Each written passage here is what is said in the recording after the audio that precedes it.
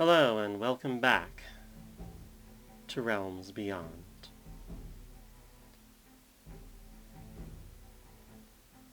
For today, let's go ahead and take a look at the races and some of their backstory as well. And just as a correction from my last video, I had some mispronunciations on a few things. One of them was the the Sharkali, that's an SH sound there. So that's how you pronounce that. And the other one is, in a similar vein, the Vishtani. Again, I didn't realize there was an indicator that that was an SH sound. So, just make sure you keep those relevant things in mind. Now, on a note of this, before I go any further, I just want to remind you that when I'm talking about historiography and historically related topics, I'm obviously working with interpretation. And so it is very possible that you will disagree with me on quite a few things, and that's fine, because plenty of people disagree with plenty of other people when it comes to history. This is quite the long element when it comes to scholarly pursuits. History has been rife with disputes. Let's just put it that way. So, if you disagree, that's great. But the important thing to remember is that this is a fantasy setting, and they're probably also discussing the disputes of history and trying to figure out which ones they want to use. So, once they've done that, then they'll add them in. But even better than that, they might even add all of the ambiguous elements, making it even harder for you to figure out what's going on. Also helps to subvert what you think you know about history, too. Again, it's all very deliberate, and very good, too. Especially when it comes to plot hooks, and, general surprises, because that's what you want. So let's look at the races today. Other than human, that is. And I'm going to refer to them as the liminal entities, because in many ways that's what they are. Transitive beings that exist within the human imagination, but somehow don't exist at the same time, at least in real life. So, that's how I'll refer to it. So let's start with this liminal, the half-elf. First, the interesting thing to note about their mechanical advantages is that they don't really have any compared to, like, the elf. Most of their stuff is based on the elf. They don't have the weapon proficiencies, and they don't have the they don't have as good of a bonus to their searching abilities. But they do have +2 racial bonus on diplomacy and gather information checks. And since there is no race in this list that gives you a charisma bonus on any of your stats, this race is the best when it comes to diplomacy because of that racial bonus. And for how the skills work now, that can be very, very useful indeed. So keep that in mind. Now let's look further into their backstory. Half-elves are looked upon with suspicion by the superstitious Cornish populace. Due to the elven affinity for magic, many superstitions paint half-elves as cursed children who grew up to become witches and sorcerers, casting malignant hexes upon the community they live in. If the harvest is poor, or sheep die from a plague, and a half-elf lives anywhere near the village, he will often find himself running from a forest of angry pitchforks. Half-elves have a hard time finding employment among the humans of Cormac, as they're never fully trusted, even in the less superstitious cities. So, what does this tell you? Well, this tells you that Cormac is pretty superstitious. And there's plenty of reason to think so. I mean, consider history. The witch trials of Scandinavia, or the ones in Salem in the Americas, or other elements that are relatively related to a country like Cormac. It's quite, quite apparent that they are superstitious. It's actually really funny because in the colonial era, they accused other people of being superstitious. That's one of the interesting ironies of history. But there's something else that this might remind you of, and that is changelings. Yes, the concept of the fair folk, the Argea, leaving their children in place of a human baby, which might look more deformed or have strange or alien features. And then that elfin child grows up amongst humans. Many different superstitions related to that. Maybe they need, milk from a human mother. I think there's a few stories on that. There's other stories like putting them in the chimneys and then they just pop out. There's a lot of that stuff. That's what this reminds me of. Now, I'm not saying this is exactly what it is, just that this kind of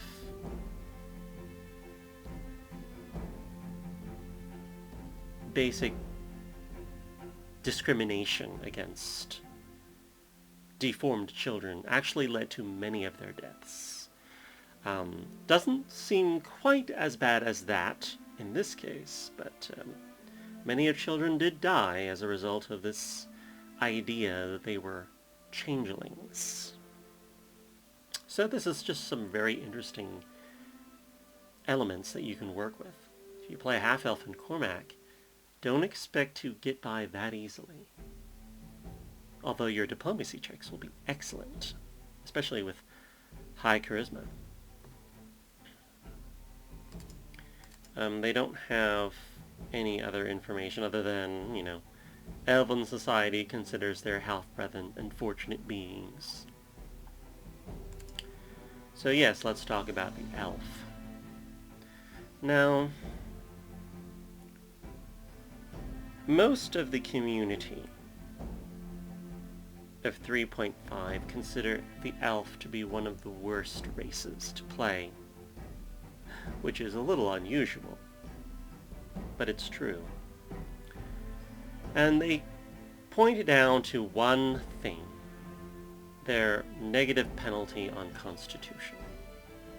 Because Constitution, along with intelligence, has a multiplicative effect on your character, because you get more HP every level based on your Constitution. It's multiplicative. It applies every single level, unlike something like Dexterity, which only increases your AC permanently once, not like over and over and over again, and has many other flaws despite how powerful it is as a stat.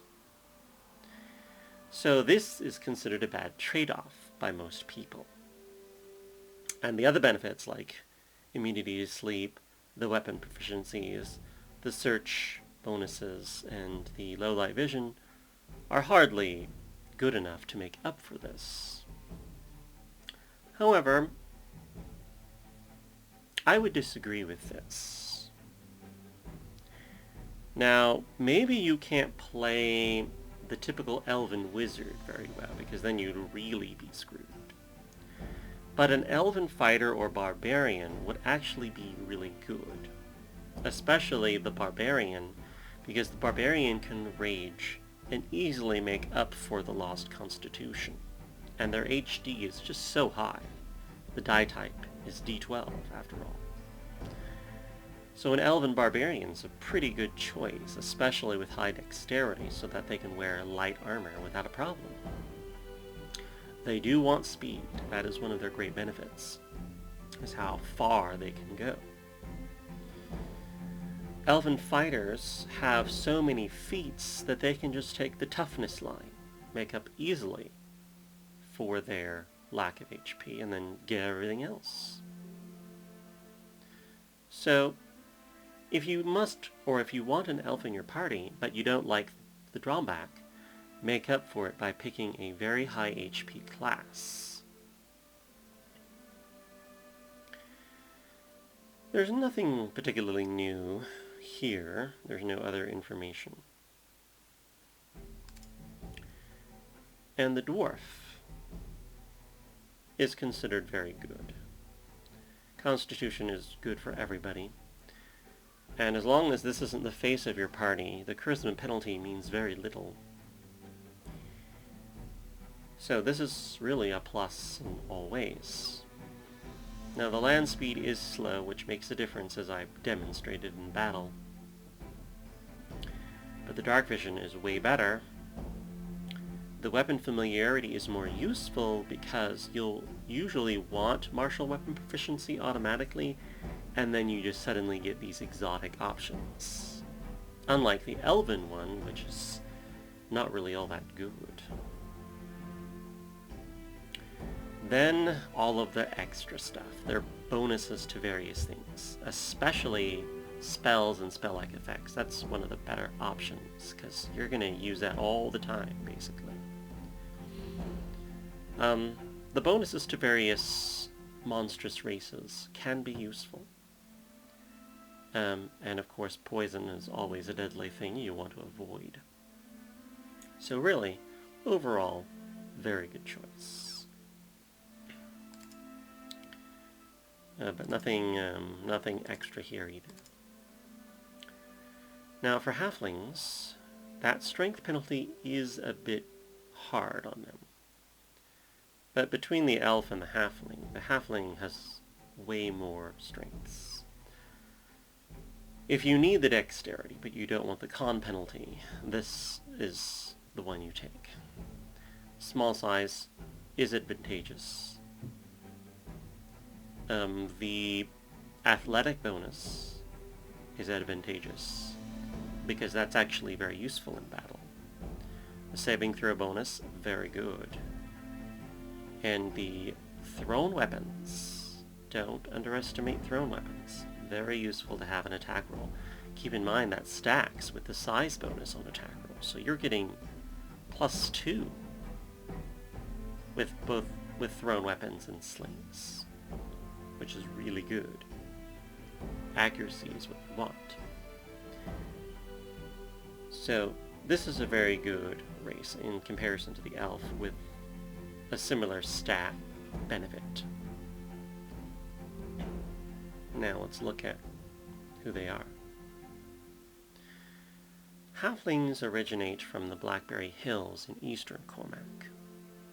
Compared to the great cities of the human realms, their capital barely deserves to be called such. Sunnyvale is a small, cozy town ruled by a lazy village council whose highest ambition is to organize greater harvest festivals than the year before. Most halflings are content with a laid-back small-town life and wouldn't have it any other way. While other regions of Cormac suffer from war and religious strife, a halfling's greatest worry is for his berry wine not being sweet enough. Now this is very traditional. There's no additional fairy tale elements that I can draw upon to tell you what this is like, especially in comparison to the half-elf one. But this isn't bad. It certainly helps. It is the way they are, and there is a certain mysterious strength in this kind of lazy existence. But the other interesting thing to note here is, as I said before, there's no nation states. Note here, it doesn't say that they're under the obligation of the crown or in anything like that. So they technically are kind of in the sphere of influence, but since there's no national border enforcement, then there's no... I mean, they might as well just be a tiny little fiefdom inside of Cormac and govern their own affairs, local affairs, that is. So, again, very interesting.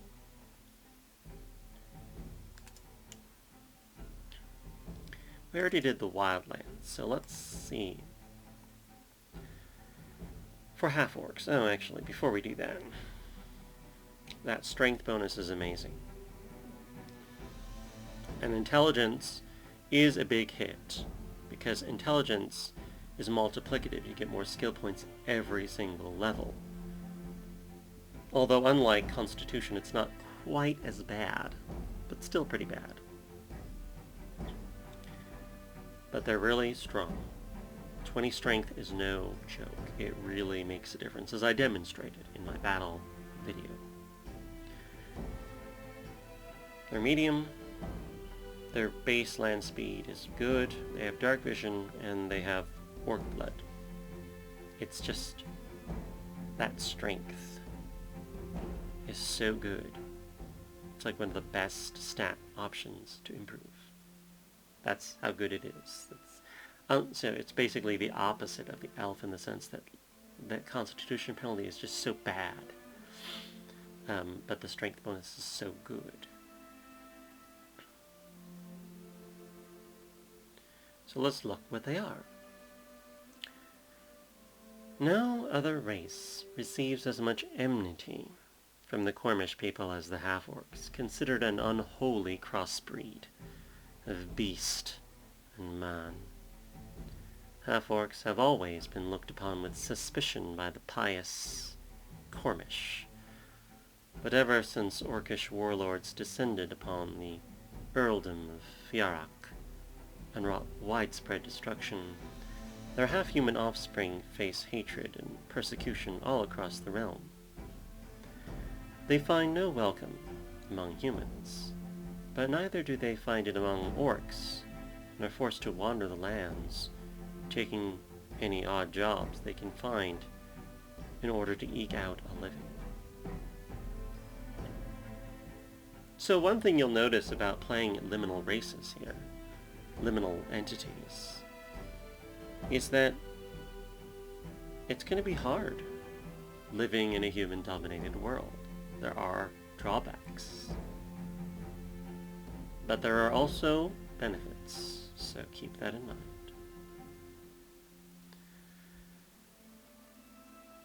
Okay. Especially when you compare it to this one.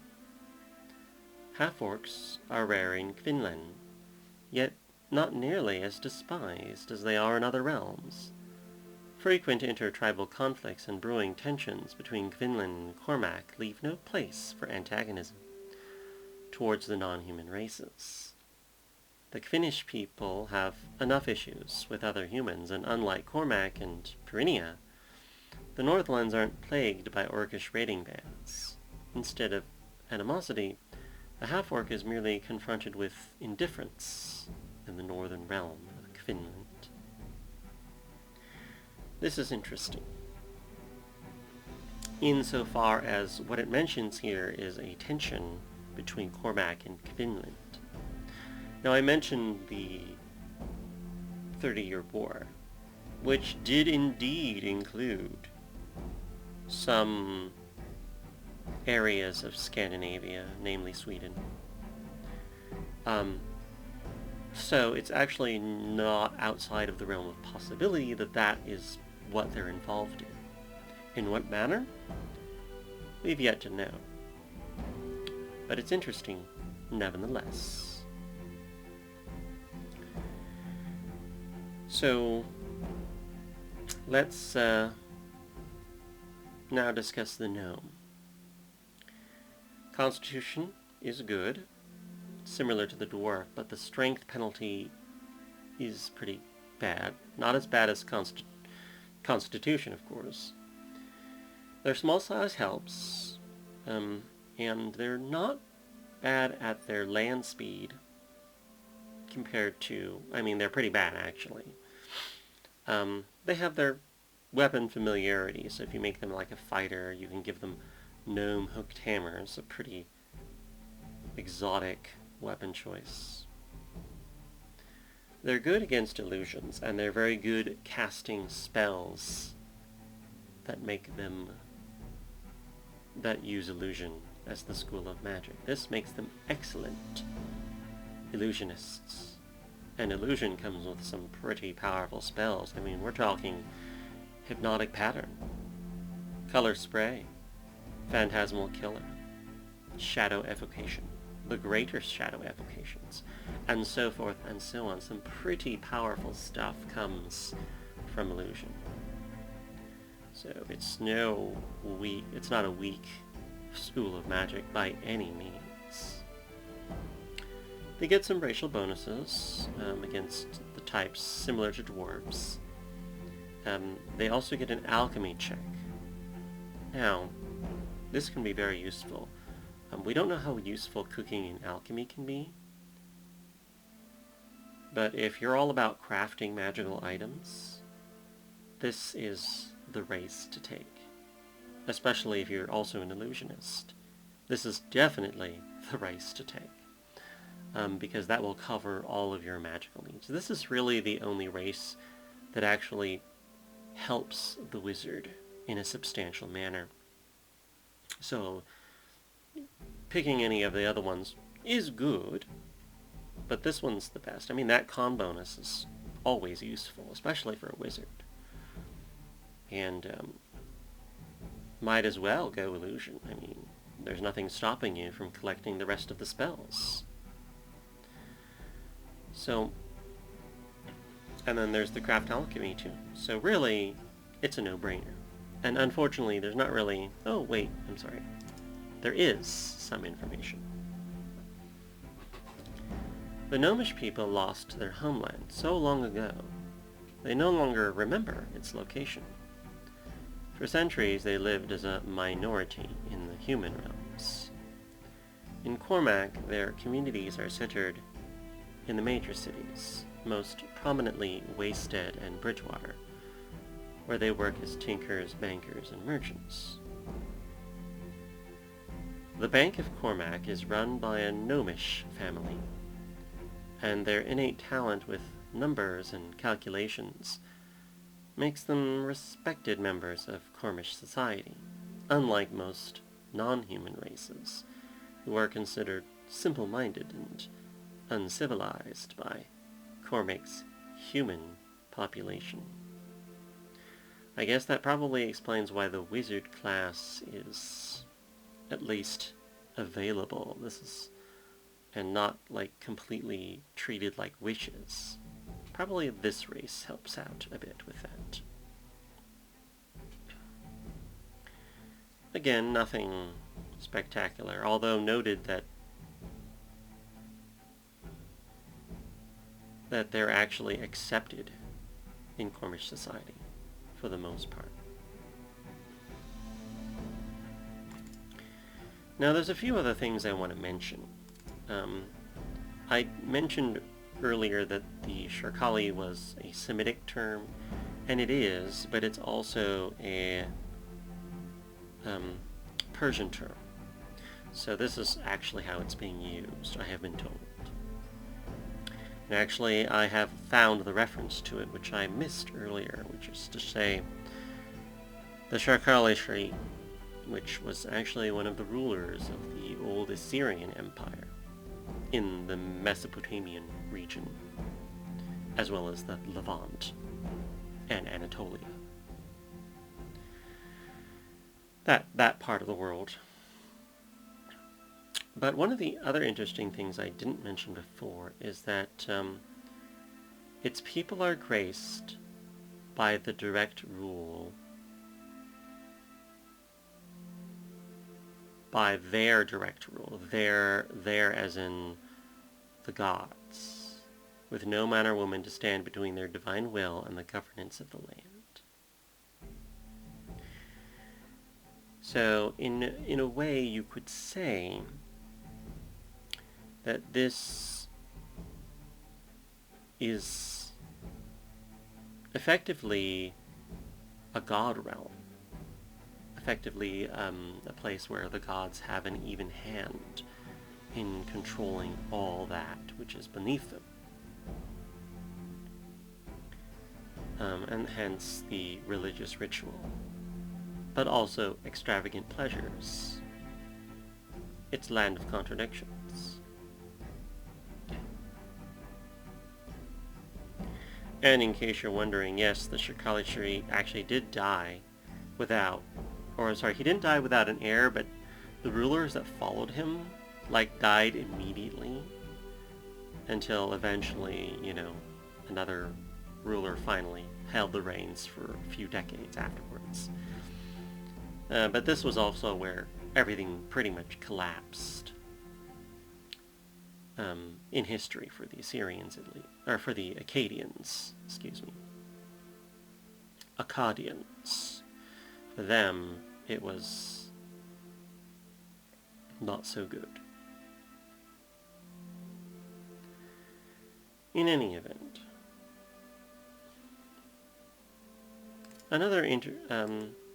you'll notice that there's not really any other liminal creatures for Subagidar and Shint. But they could add them. They could probably add Ameshaspenta, for example, to Subagidar. They're basically divine-like entities, similar to the concept of an elf being a divine entity, an immortal, basically, that manifest themselves as creation's elements. So in this case, fire, metal, earth, water, and plants, along with humans and animals, but of course those exist normally. So that's some ideas that they could work with, for example. This is all speculative, of course. And in Skent, one thing to note about mummies is that D&D, when it uses monsters, it doesn't really do them justice in real-world history. Mummies are not undead monstrosities that rise up to kill their families, despite how interesting that might seem. That's not how it is. Mummies are mummified, so to speak, because they're on their way to Seketaru, or Stari Aru, or however you want to call the realm of the reeds, as it is known in Egypt, Kemet philosophy. So, in that sense, it's interesting how, instead of saying that the mummies are rising up on their own, which would be quite insulting to some degree, they instead use Lich Kings. Now, mummies are buried with their goods because it is said that they pass on to Seketaru with that intact. So if they're now being controlled, that means they no longer have that. And there's probably something going on in that afterlife world as well, as a result of what's going on here. So that might be really interesting too.